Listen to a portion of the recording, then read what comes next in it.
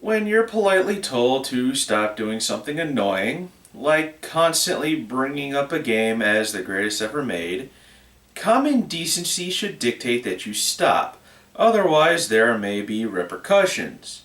And this review is one of those repercussions. I've stated in past reviews that saying a game is the greatest or worst ever made without a valid reason does not, will not, and never will fly with me. In fact, the basis of this entire channel was built around that aspect. If I say a game is the best or worst ever made, I give valid reasons as to why. I don't give some vague statement. I also don't go to people who review games and say that Dust in the Listening Tale is the best game ever made every single time they upload a video because they would get tired of hearing about it every single time. And another reason why I would not do that is because I'm not a dick. If you continually talk about the same thing to someone, they will eventually grow tired of hearing about it. There was this guy I was friends with. He was one of the two friends that said Sly Cooper was a bad game with no reason other than it being bad because it was a quote-unquote furry game. This former friend was obsessed with King of Fighters and Full Metal Alchemist. Now, I liked both those things. I had all the Full Metal Alchemist DVDs and the movie, but this guy, who only watched the series on Adult Swim, was so obsessed with it that I grew tired of hearing about it. I eventually sold off all my DVDs because I didn't want to even look at it anymore, except for one which was autographed by the voice director. While I acknowledge that King of Fighters is a good series, and it was my second favorite fighting game series, right behind Guilty Gear, but now I don't care for it anymore, all because one person who was obsessed with it would not shut up about it. That person ruined it for me. So is someone constantly pestering me about Mischief Makers every single week for about 30 straight weeks, I've grown cynical about this game because I'm tired of hearing about it. If I talked about Dust in a Listening Tale in every single video, you'd get tired of hearing about it, and even if you never heard it or played it, you'd get tired of hearing me talking about it and would probably resent the game because you just can't stand hearing about it. I have a friend who used to like Avenue Q, but his friend kept playing the songs over and over and singing them and quoting jokes from it. Now my friend hates Avenue Q.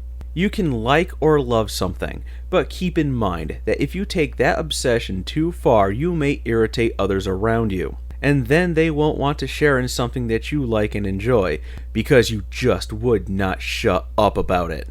I told the person that kept bringing this game up that once it was released on the Virtual Console, I would review it, because I don't have an N64 nor the equipment needed to record with composite cables, and that they could stop bringing up the game on every single video I posted, but they refused. So I'm using an emulator with a wired third-party 360 controller, so I'm not playing the game under perfect conditions, but these are the perfect conditions to hate fuck this game out of spite, and as tempted as I am to do that, I'm not going to. So let that be a lesson to everyone. The more you talk about something that you love, the more you can annoy other people around you, and you run the risk of alienating yourself from your peers.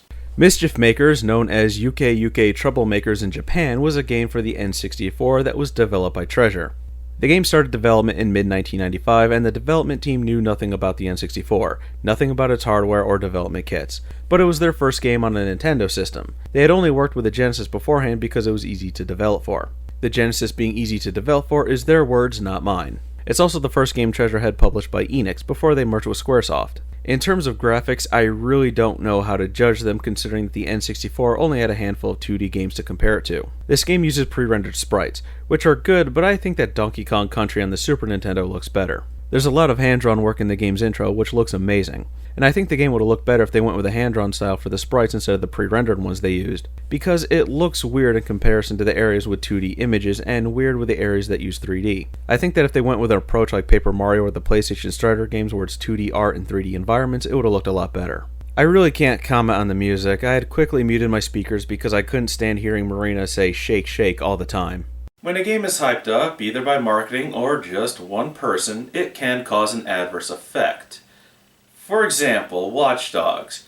I haven't played it yet, although I want to, but I'm tired of hearing about it, and I've heard from other people that it just isn't worth the hype. I tend to keep my expectations at neutral levels, allowing me to form an opinion based on my experiences with it, not based on what others are expecting or based on their experiences. The game is a 2D platform side-scroller, with some platform puzzles and the occasional action-oriented sections that Treasure is known for. You move with the D-pad, jump with A, and grab things with B. Once you grab something, you can shake it by tapping in your desired direction. Certain objects can be thrown by pressing B again while holding something in conjunction with the D-pad in the desired direction. Double tapping on the D-pad or using the C buttons will cause you to dash. Since I'm using a 360 controller, the right analog stick does make dashing easier than using the D-pad, and holding down and A will allow you to slide. Once you get a handle of how Marina controls, you'll find that she's pretty acrobatic. Although using the jump boost to move onto certain platforms isn't that well implemented, as the max height required is just barely met in some sections. The gameplay itself revolves around this grabbing mechanic in a sort of quasi-Ristar type of way. You're just not smashing things with your face. Your main method of attack is to grab things, enemies or their weapons, and to throw them. You can also grab onto balls and use them in a unique method of platforming. It is platforming, but instead of jumping onto them, you jump and grab them. I don't find it as efficient as jumping from platform to platform,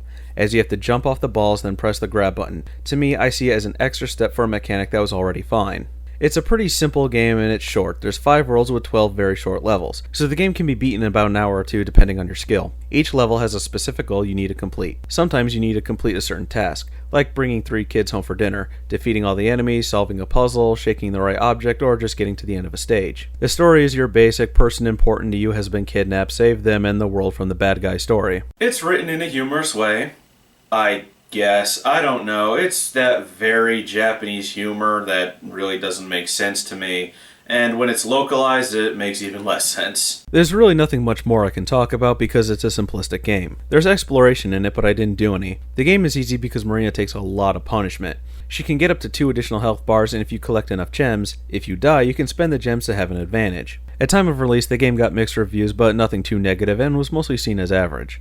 Although nowadays, with a lot of people revisiting the older games, it's been seen as an underrated gem by some. Although there are some who put this game way too high on a pedestal. One reviewer saying that Mischief makers did for 2D what Mario 64 did for 3D. I would go nowhere near saying that. To me, this is the N64 equivalent to the PS1 game Punky Skunk. It's a game that's not bad, had some interesting ideas, but was ignored for it being 2D instead of 3D during a time when 3D graphics were becoming an important part of gaming evolution. This is what I like to call a late-to-the-party type of game. It's good in its own right, but would have fared better if it was on a system from a previous generation rather than the one it was on.